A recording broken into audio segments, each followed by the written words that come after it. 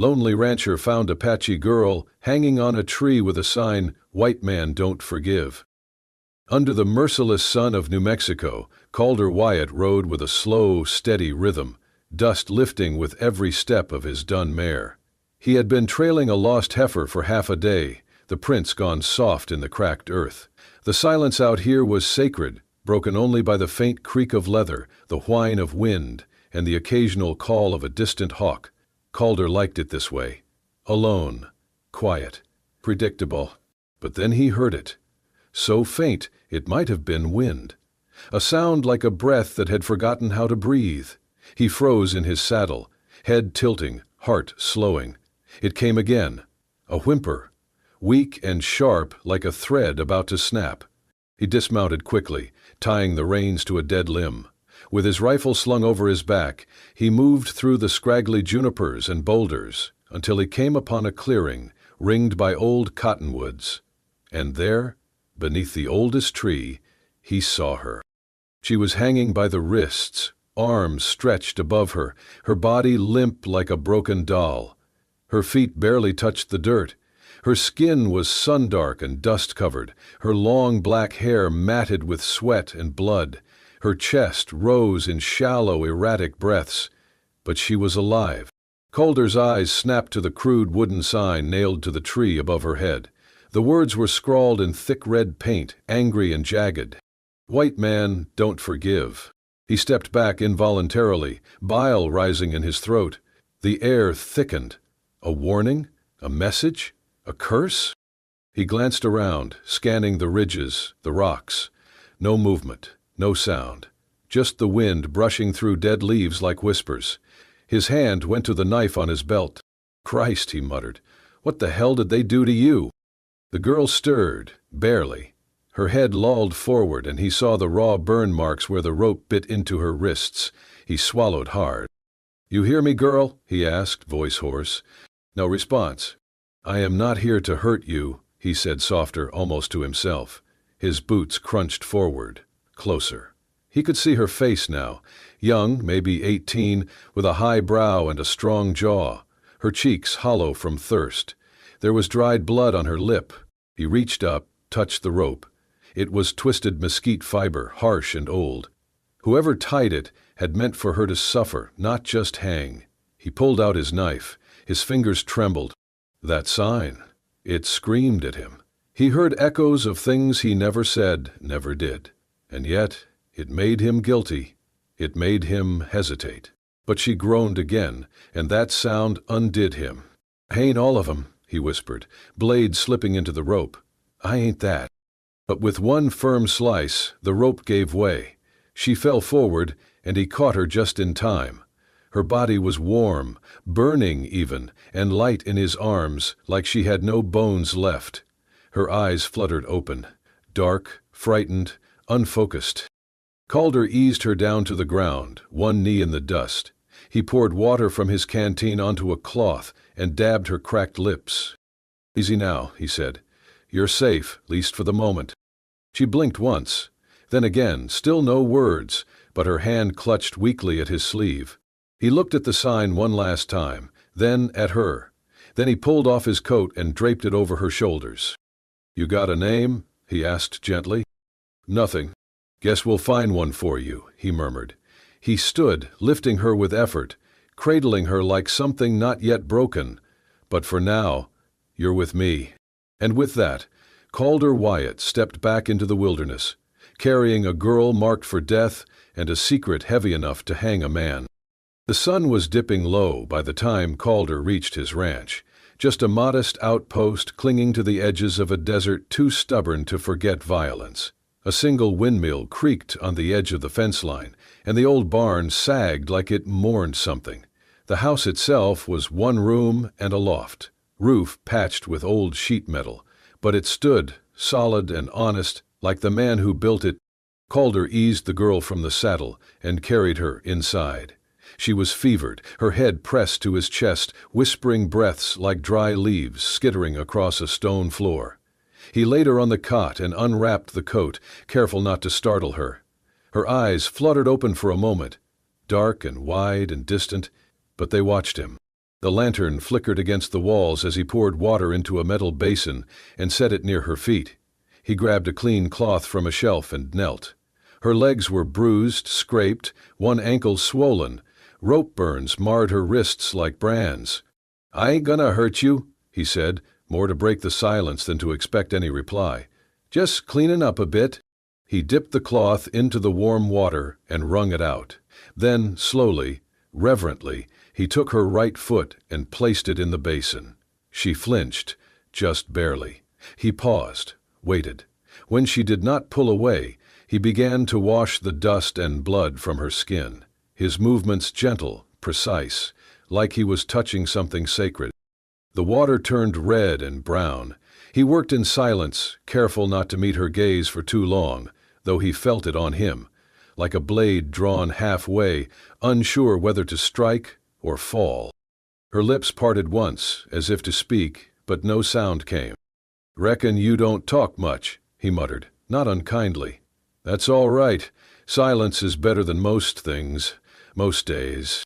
He finished the first foot, then the other. She let him. When he was done, he wrapped them in soft cloth strips and set her feet gently on a folded blanket. "You remind me of a river I used to camp near," he said quietly, almost to himself. It was dry most of the year, looked dead, but after the rains, it ran fast and deep. Had a name, but the locals called it Quiet Snake. Don't know why, just quiet. He looked at her again, studying her features in the lamplight.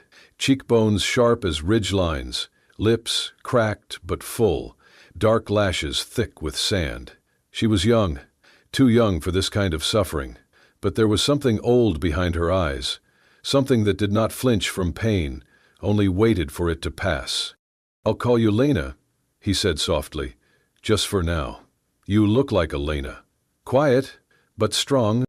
She blinked once, slowly, no protest, no nod, just breath.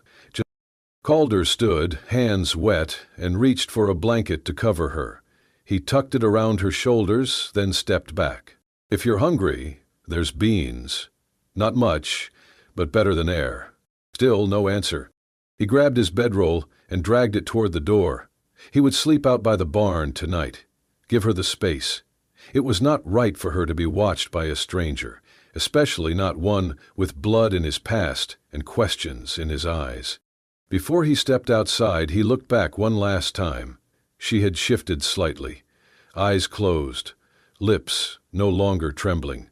The basin still sat beside the cot, tinged with the color of what had been done to her. He picked it up and emptied it outside, watching the water soak into the thirsty ground. Inside, she dreamed of fire, of horses, of ropes cutting skyward, and of hands, rough but gentle, washing the hurt away without asking anything in return. The days that followed passed with the slow rhythm of desert life, but the silence inside the house was different now, thicker, charged with something just beyond reach. Lena, as Calder still called her, ate when he brought food, though never much. She moved with caution, eyes always alert, posture tight like an animal who had been caged too long. She never spoke, but he caught her watching him when she thought he would not notice. At night, Calder left her the cot and took to the barn, his rifle beside him. He pretended it was to give her space, but the truth was more complicated. He was afraid, not of her, but of what her presence meant. That sign on the tree still burned in his mind. "White man don't forgive." Whoever wrote it had meant for her to die slow, and whoever they were, they might still be coming.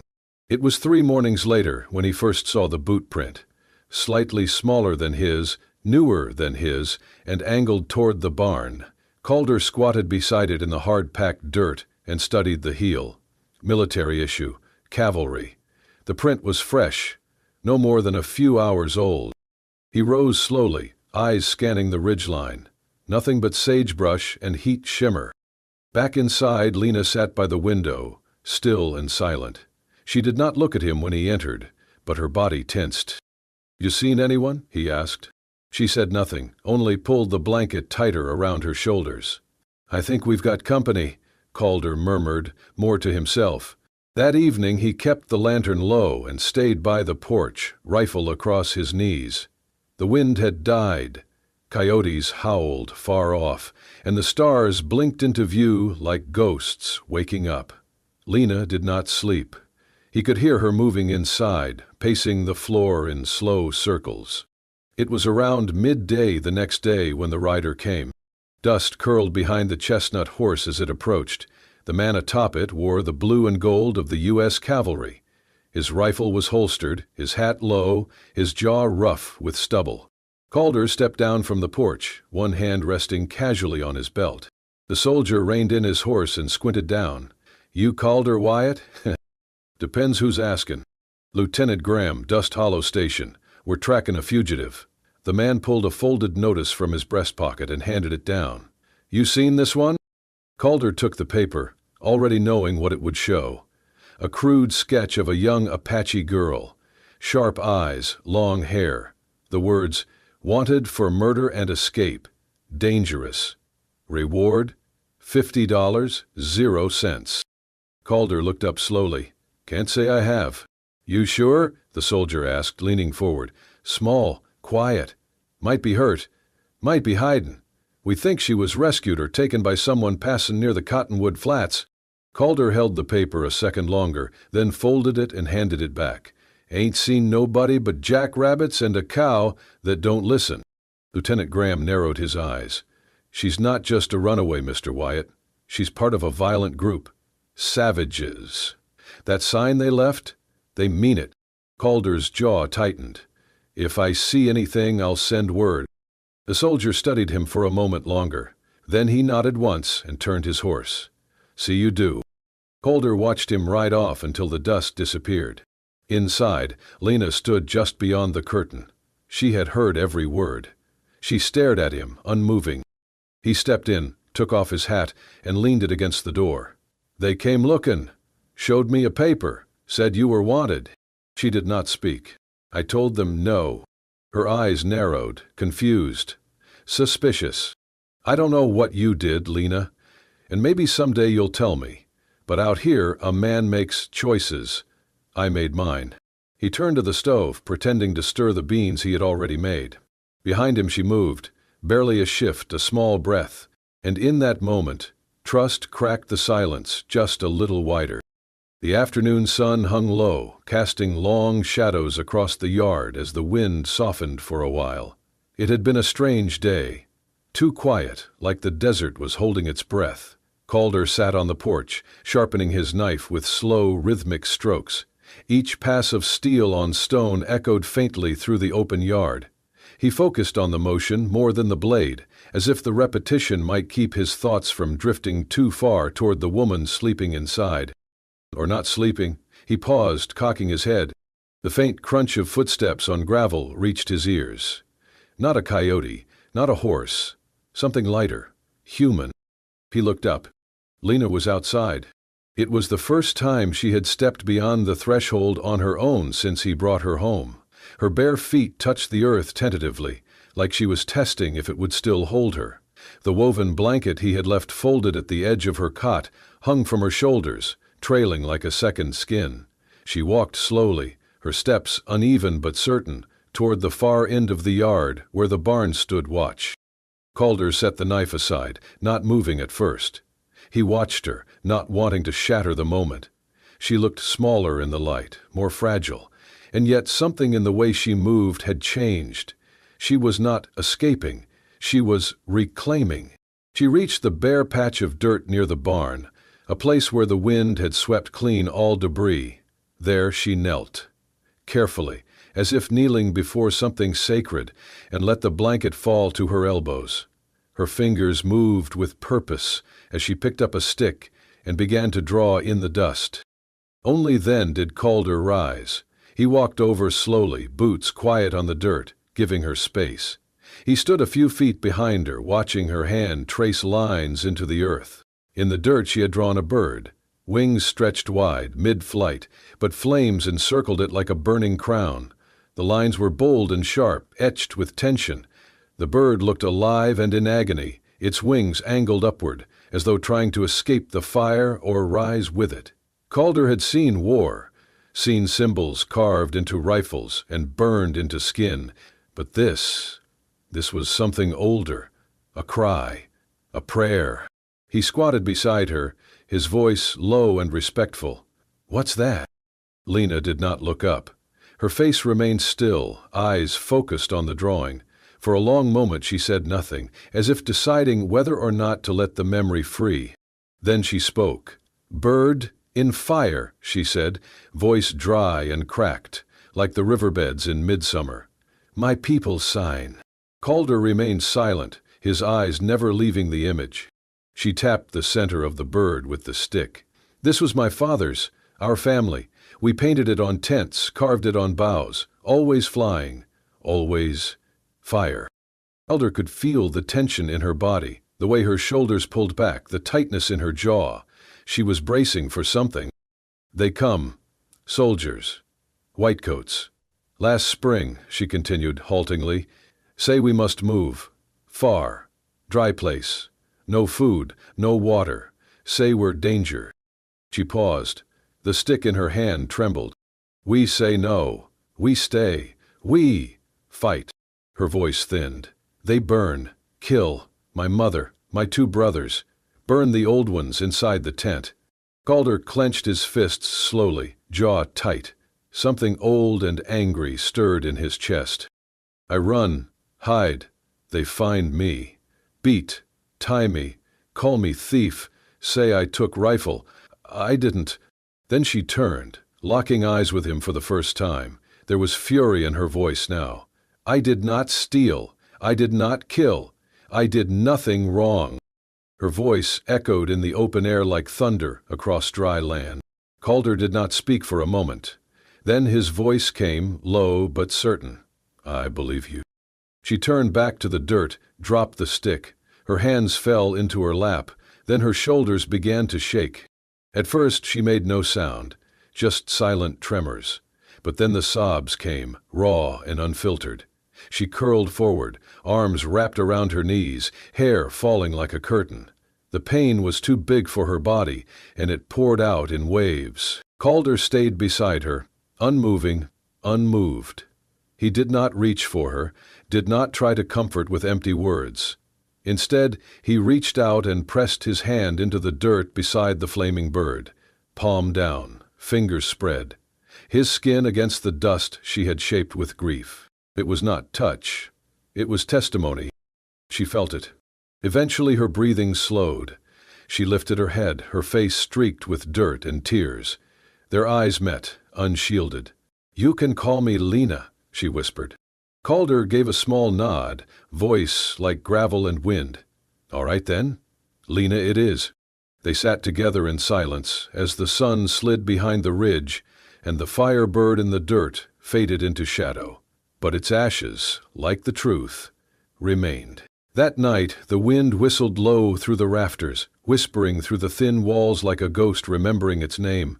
Calder sat by the fire, boots off, shirt sleeves rolled, tending a kettle of beans. Lena stood by the window, arms folded around herself, watching the night settle over the desert. The silence between them no longer felt like a wall. It was something gentler now, like shared breath. She turned suddenly. "You want to know the truth?" Calder looked up, his spoon pausing mid-stir. He nodded once, careful not to press her with words. She walked slowly to the table, sat across from him. Her voice was quiet but clear. "My father was a miner chief," she began. "Our band small, peaceful. We traded with settlers, even learned their god. We had rules, boundaries. We wanted to live." Calder listened, his face unreadable but focused. "Full winter ago," she continued, "a white woman was found dead near our hunting ground. Throat cut. Her husband said it was us." Her fingers tensed around the table's edge. "But it was not. She died because he killed her. Everyone knew, but they blamed us." Her eyes found Calder's. "The soldiers came, not just them. Ranchers, too, town men with rifles and fear. They said they were taking justice." She swallowed hard, the pain rising in her throat. "They burned our camp, shot my brothers while they slept. My mother died holding the prayer beads the priest gave her. They left my father hanging from our council pole. Calder lowered his eyes. They found me in a hollow tree. I was hiding. I had a knife, but they took it. Said I was planning revenge. Said I was dangerous. They tied me, questioned me, beat me. Then they took me to that tree you found me on. Hung me up like bait. For who? Calder asked, his voice a low scrape. For the rest of us. For anyone still alive and angry. She stared at him, then asked softly, "Why did you cut me down?" He looked at her for a long moment, the fire crackling between them. "Because once," he said. Her brow furrowed. "My family," Calder said, voice flat. "Last spring, raiders hit our ranch. Apache, they said. Maybe it was, maybe it wasn't. I was out hunting, came back to ashes. My sister was 16. I heard her crying in the barn. But I was scared. I didn't go in. I waited for help. She died before anyone came. The silence after that was different. Not empty. Heavy. You saved me. Because you couldn't save her," Lena whispered. He nodded. She studied him. "If I had been white, would you still have pulled the knife?" Calder stood slowly, walked around the table until he was in front of her. She looked up, searching his face. He reached down, cupped her chin gently in one hand. His fingers were calloused, but his touch was careful, measured. "I don't love skin," he said. "I love what breathes under it." Her eyes welled, but no tears fell. She reached for his hand, pressed her cheek into his palm. And then, as if by instinct, they leaned into each other. The kiss was quiet, hesitant at first, then fuller, as if both had been holding their breath for too long and finally remembered how to exhale. Her hands trembled on his chest. His arms circled her back. The fire popped softly behind them. Later, they stood in the small kitchen, candlelight flickering against old wooden beams. Their shadows moved as one on the far wall, a slow dance neither of them had ever learned but somehow knew. Outside, the desert wind calmed for the first time in days. Inside, something began to mend. The wind returned with the morning, gusting harder than usual, carrying the scent of sand and distant smoke. Calder felt it in his bones, something shifting. He had lived long enough under this sky to recognize the weight before a storm, even if it came with boots instead of clouds. 3 days had passed since the kiss, since the words neither of them said aloud took root in the silence. Lena had begun to move more freely around the ranch. She helped feed the animals, swept the floor, even laughed once, softly when Calder cursed the stubborn mule that refused to eat. But the peace was thin. By noon, a trail of dust rose from the east. Calder stood by the fence, jaw tight, rifle resting against the porch. 3 riders approached, local men in canvas coats and old hats, rifles slung across their backs. Their leader wore a tin badge on his chest that looked more self-appointed than earned. "Wyatt," the man called as he dismounted. "Heard tell you might be harboring someone don't belong." Calder kept his voice even. "You hear a lot of things, Joe. Don't make 'em true." Joe Prescott spat into the dirt. "A girl. Apache.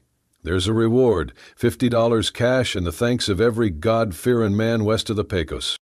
"You come all this way for a rumor?" Prescott's eyes narrowed. "We aim to check inside, just in case." Calder stepped down from the porch slowly. "You got a warrant?" Prescott snorted. "You think this is a court, Wyatt?" The other 2 men shifted in their saddles, hands near their weapons. The air hung brittle. "I'm the only one lives here," Calder said, voice calm. "Ain't no girl, just ghosts and goats."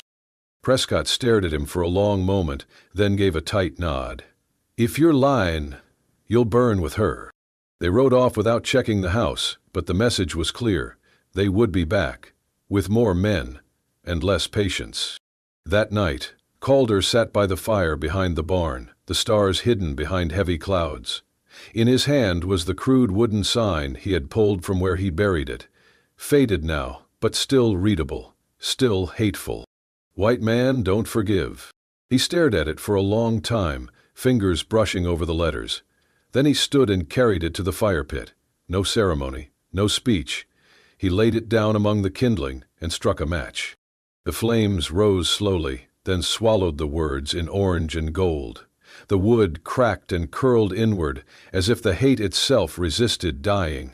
Behind him, footsteps. Lena. She wore one of his old coats, too large on her frame, the sleeves rolled twice. She stepped beside him, eyes on the fire, not speaking. But her presence spoke enough. The flames danced in her eyes, reflecting something that looked like mourning, and something like freedom. "I should have burned it sooner," Calder said quietly. She did not answer, but she moved closer, close enough for her shoulder to touch his. She gripped the coat tighter around herself, her fingers knotted in the fabric. "Thank you," she said softly. The words were simple, but they landed like something sacred. He looked down at her, his heart heavy and alive all at once. The fire burned low, embers glowing. Above them, the wind slowed to a hush. And for the first time since he cut her down from that tree, there was no sign left of what had been written against her. Only heat, smoke, and the weight of what they had chosen instead. The next morning brought no wind, just stillness, thick and unnatural. Calder rose early, packed dry biscuits, jerky, and a canteen of water into the saddlebag. The air around the ranch felt tighter, more watched. He had seen smoke on the horizon, too steady to be a campfire. Word had spread. They were out of time. Lena stood by the fence line, hair braided back, wrapped in the same coat she had worn by the fire. Her face was calm, but her eyes held questions. "We have to go," Calder said, tying the final strap on his pack. "Tonight." She nodded, already knowing. "There's land south of here," he continued, "past the border. Some say the Apaches still live free in the Sierra Madres, far from soldiers, far from signs." He paused. "We can make it, if we ride hard." Lena stepped closer, so close he could see the soft flush on her cheeks. She reached for his hand and held it, firm. He looked down at her, voice barely above a whisper. "You'll come with me?" She pressed her forehead to his chest, her breath warm through his shirt. Then she answered, in Apache, slow and careful, "I want to live. I want to live as your wife." Calder closed his eyes. That one sentence carried more weight than 1,000 promises. He kissed the top of her head, breathed in her hair like it was the last thing keeping him grounded. By sundown, they were ready. 2 horses saddled, the ranch left behind, no note, no fire, no goodbye, just a quiet door left swinging and a home turned to memory. They rode through the desert under cover of stars, moonlight painting the ridges silver. Lena leaned forward against her horse, her movements steady, practiced. She did not ask what lay ahead. She only followed. 10 miles from the border, the land opened into low scrub brush and stone cliffs. Calder scanned the horizon constantly, every shadow a threat. His gut turned tight. Then the shot came. A crack echoed across the plain. Calder jerked in the saddle, then collapsed sideways, sliding hard into the dirt. "Calder!" Lena screamed, leaping from her horse. He clutched his side, blood already soaking through his shirt. "Keep going," he rasped. "No." Another shot whizzed past them, striking the rock behind. From the ridgeline, 2 figures appeared, riders, rifles raised. Calder groaned, pulling himself up. "We have to move!" Lena hooked her arm under his shoulder, trying to lift him. "Believe me," he growled. "I won't." Through sheer will, they stumbled toward the nearby rocks, bullets cutting through the night. Calder's boots dragged behind him, but he forced one step after another. Every breath came wet, his vision blurred. Somehow they reached a narrow gap between 2 cliffs, a hidden pass. Lena half dragged, half carried him inside, pressed him to the stone wall, her own chest heaving. The shots faded behind them. The riders would not follow through the rocks. Not without losing speed, not without risk. In the shadow of the pass, Calder collapsed to his knees, blood dripping onto the dust. He looked up at her, pain and wonder both in his eyes. "You said, you wanted to be my wife." She knelt beside him, cupped his face. "I meant it." His lips curved, even through the pain. "Then we better make it through this pass." She nodded, and for the first time since they met, Lena prayed, not to the gods of the settlers, but to the spirits of fire, wind, and survival. Because love, in this place, was always a gamble, and tonight they were betting everything. The tent flaps rustled gently in the river breeze, moonlight slipping through the stitched seams like silver threads. Outside, crickets sang low, and the water whispered over stone. Inside, Calder lay propped on folded blankets, his breath slow but strong now. The fever had passed. The worst was over. Lena sat beside him, a basin of cool water at her side, gently wiping down his brow. He watched her through half-lidded eyes, the corners of his mouth lifting slightly. "You always this bossy with your patients?" he murmured. She raised an eyebrow, but smiled. "Only the ones too stubborn to die." He chuckled, then winced as the laughter tugged at the stitches in his side. She hushed him gently, placing a palm over his chest to steady him. The silence between them deepened. Not awkward, but full. Then, as the wind sighed outside, he spoke again. "Tell me something true," Calder said, his voice softer now, touched by something raw. "What's your real name?" Lena looked down, hesitating. Then she reached for his hand and guided it to her chest, just over her heart. "Ayana," she said. "It means peaceful river. My father gave it to me." Calder closed his eyes for a beat, as if letting the name settle into him like a prayer. When he opened them again, there was warmth behind the weariness. "Ayana," he repeated, tasting the word. "You're the only peace I've ever known." She didn't cry this time. She only held his hand tighter. Months passed. On the southern edge of the territory, where the border blurred into mesquite groves and dry wind-carried scents of sage and wood smoke, a small lodge stood near the river's bend. Made of pine and hide, strong but humble, it sat surrounded by whispering reeds and wildflowers. In the shade of its awning, Ayana Salvatierra sat cross-legged, stitching a tiny white shirt. Her belly had rounded gently, visible now beneath her woven sash. Humming quietly, she worked the needle through soft cotton, her fingers sure and calm.